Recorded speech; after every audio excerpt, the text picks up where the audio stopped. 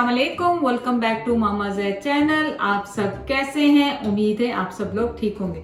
चलें, आज आपके लिए रेसिपी बन रही है फ़िश की, और फ़िश भी वो बन रही है जो सैमन है। इसकी एक अपनी एक खुशबू होती है बहुत स्ट्रॉन्ग सी, जो कि बहुत ज़्यादा लोगों को पसंद नहीं होती, लेकिन आज हम इसे बनाएंगे अपने देसी स्टाइल में, ताकि इसमें से इतनी ज़्यादा इसकी स्मेल ना आए सैमन की। तो इसको मैं एक्चुअली शैलो फ्राई करने वाली हूँ, आप चाहें तो बेक भी कर सकते हैं। तो सबसे पहले हम इसमें क्या करेंगे, इसका फ़िश का यही होता है कि आपने सॉल्ट लगाएं इसको और इसको अच्छी तरह रब करें। उससे ये होता है कि इसका जो स्मेल होती है, पानी एक्स्ट्रा होता है, वो निकल जाता है। साथ ही मैं इसमें डालूंगी 1 टीस्पून गार्लिक पाउडर। इसको भी आप अच्छी तरह से इसके ऊपर छिड़क दें और इसको रब करके साइड पे रख दें। तो इसका सबसे पहले हम इसका मिक्सचर एक तैयार कर लेंगे, उसके बाद इसकी तरफ वापस आते हैं। तो यहाँ पे सबसे पहले हम क्या करेंगे, इसका मसाला तैयार कर लेंगे जो हमने फ़िश के ऊपर लगाना है। इसको आपने कम से कम 1 से 2 घंटे फ्रिज में मैरिनेट करके छोड़ना है। मैंने यहाँ पे पेपरिका लिया है 1 टेबल स्पून, 1/2 टीस्पून टर्मरिक है। टर्मरिक को अपने खानों में ज़रूर इस्तेमाल करें क्योंकि इसके बहुत ज़्यादा फ़ायदे हैं।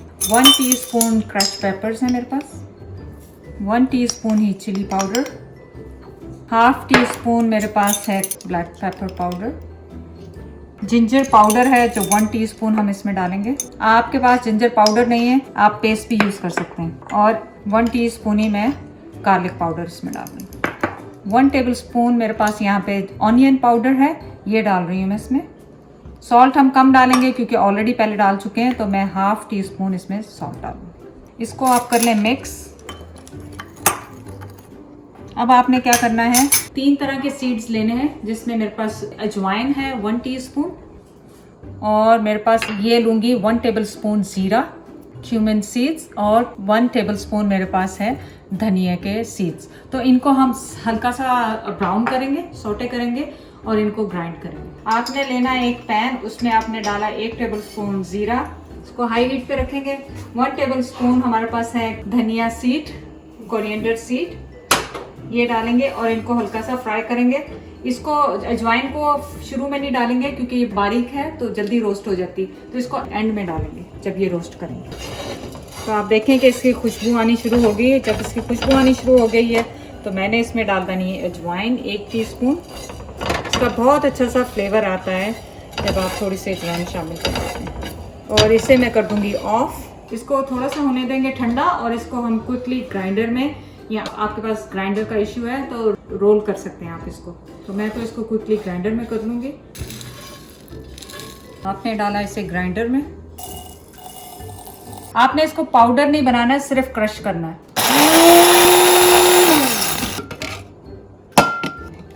चलें, ये जो सारा हमने ग्राइंड किया हुआ है ये इसमें हम डाल देंगे। अपनी फ़िश लेनी है, उसको बहुत अच्छी तरह से आप ड्राई कर लें। ड्राई करके मैंने ये पीछे जो है इसकी स्किन लगी हुई है, अगर आप चाहें तो उतार लें अगर आपको पसंद नहीं, लेकिन मुझे पसंद है स्किन लगी हुई। अब इसके आप कर लें स्लाइसेस, जितने बड़े आपको चाहिए। तो मैं तो अप्रॉक्सीमेटली नॉर्मल जो होते हैं उस तरह से करूँगी।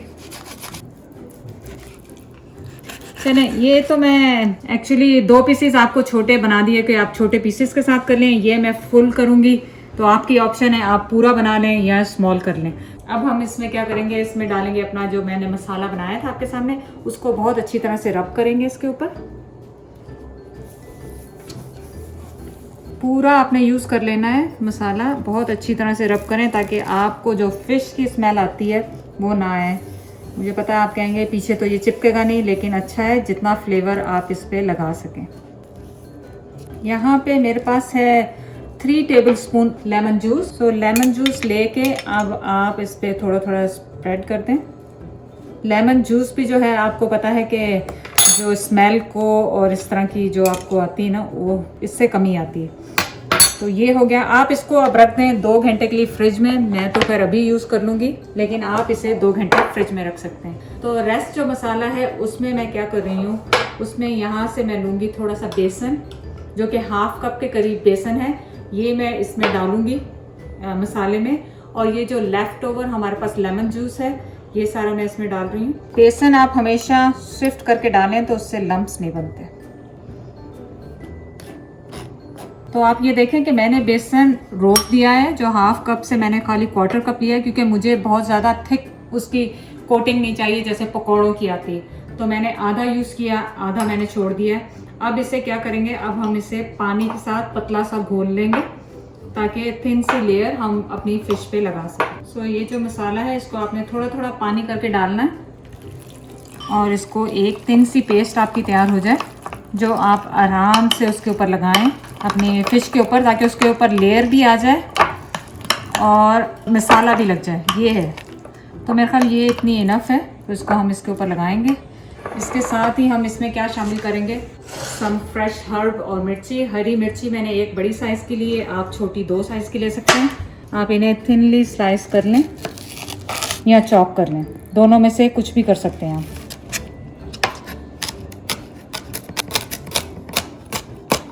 मैंने लिया है थोड़ा सा धनिया, जो कि हाफ कप होगा, मैंने स्टेम्स के साथ लिया है। मैं हमेशा ज़्यादातर स्टेम के साथ यूज़ करती हूँ, इसका फ्लेवर बहुत अच्छा होता है। थोड़ा सा इसमें पानी और डाल रही हूँ ताकि जो इसमें बेसन ने सारा पानी सोक कर लिया है वो थोड़ा सा लिक्विडी हो जाए। और इसमें मैं अपने पूरे ग्रीन्स डाल दूँगी।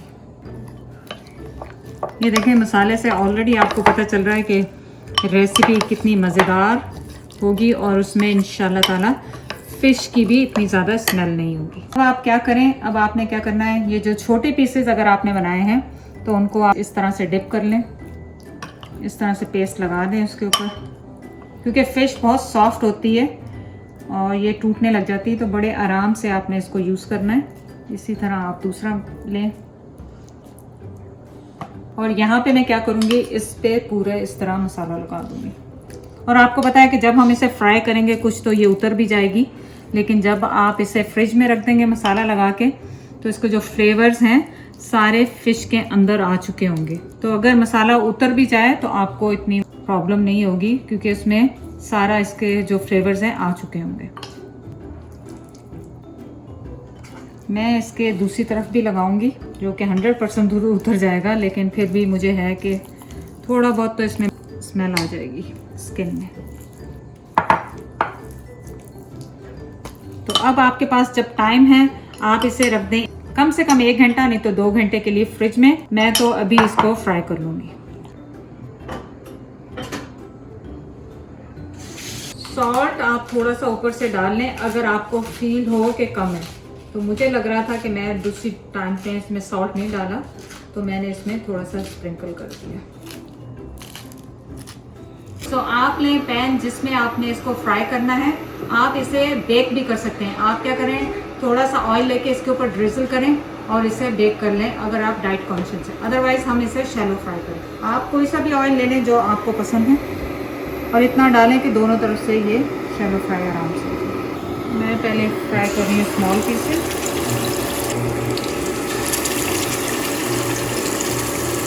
आपने इसे 1 से 2 मिनट रहने दें ताकि इसका जो मसाला है वो इसके साथ स्टिक हो जाए। फिर उसके बाद इसको फ्लिप करें। तो आप ये देखें थोड़ी सी डार्क हो गई, क्योंकि इसके ऊपर स्किन है इसलिए एकदम से ये डार्क हुई है। तो आपने क्या करना है, मीडियम लो पे अपनी हीट कर लें। फिश आपको पता है कि बहुत जल्दी बन जाती है, इसको ओवर कुक नहीं करना। और लेकिन अगर आपने इसको बहुत ज़्यादा क्रिस्पी और फ्राई करना है तो इसका मेथड ये होता है कि आपने 1 मिनट एक तरफ से पकाई, 2 मिनट एक तरफ से पकाई, निकाल दिया और फिर दोबारा इसको आपने फ्राई किया, तो उससे वो जो बाज़ार वाली क्रिस्पीनेस होती है वो आ जाती है। हल्का सा इसको हिला दें ताकि मसाला नीचे से चिपके ना आपका। अब देखिए कलर कितना खूबसूरत आया है इसका। और सैमन को बहुत ज़्यादा लोग फ्राई नहीं करते हैं, हमने शैलो फ्राई किया है, लेकिन इसी वजह से किया है कि हमें देसी फ्लेवर चाहिए। तो हमेशा ये होता है, मैं बहुत डरती हूँ नई चीज़ें ट्राई करने से, लेकिन जब से कुकिंग मैंने शुरू की है तो वो डर निकल गया है नई नई चीज़ें ट्राई करने का।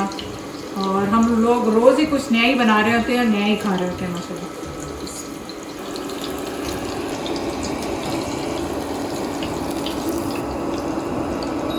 चलिए अब हमारा फिर ये मीडियम हाई पे है मेरा स्टोव।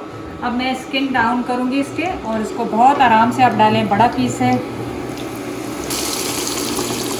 तो आपने क्या करना है, इस वक्त जब आपने बड़ा पीस इस पे डाला तो हल्का हल्का ऑयल इसके ऊपर डालते जाएं ताकि ये जो मसाला है इसके ऊपर थोड़ा सा स्टिक कर जाए। और मैंने क्या किया, जो भी उस पर बोर्ड पे भी मसाला लगा हुआ था इसके पैन में, वो भी मैंने इसके ऊपर डाल दिया। इससे ये है कि आप जब इसको पलटेंगे तो एकदम से ये नीचे उसके साथ चिपकेगा नहीं।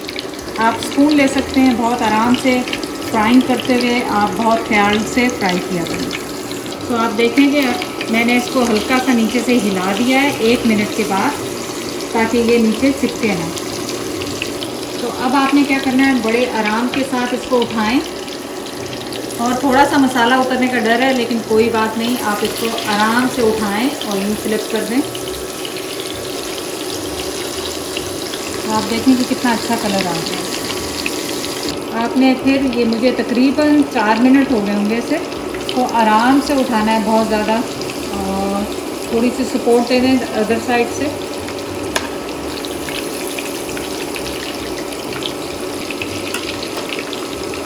बस आप इसको 2-3 मिनट पकने दें और बस फिर हम इसे ऑफ करेंगे और डिश आउट करेंगे। तो डबल फ्राइंग का मेथड यूज़ करने के लिए मैंने छोटा पीस साथ में डाल दिया एक, कि ताकि वो थोड़ा सा और ज़्यादा क्रिस्पी हो जाए, लेकिन दूसरा मैंने ऐसे ही रहने दिया, उसको मैं डबल फ्राई नहीं करूँगी। तो आपने फिर इसे बड़े आराम के साथ निकालना है और सपोर्ट के साथ, वरना इसको टूटने का डर है।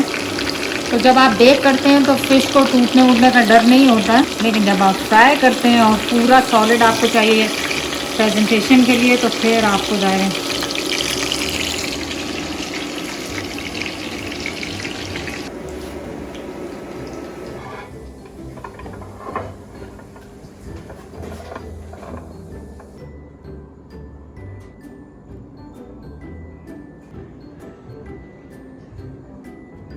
चले जी, अब आ गया है आपका फेवरेट टाइम। आप देखें कितना बड़ा प्लेटर बन गया है, साथ में आप रखे पराठे, नान, राइस, जो भी आपको पसंद है, दाल बना लें, साथ में पूरी फैमिली मिलके खाएं। मैंने योगर्ट का बनाया है रायता, प्याज पूरी रखी है, आप इसको स्लाइस कर लें, लेकिन पूरी अच्छी लग रही। चलें अब मोमेंट ऑफ ट्रूथ। आप ये देखें कि बिल्कुल अंदर से ये जब इस तरह हो जाए तो इसका मतलब है ये पक गई है। मसाला इतना लगाया था हमने इसमें कि इसका जल के भी जो उतर जाता है वो भी उतर जाए, फिर भी इसमें रहे। इसमें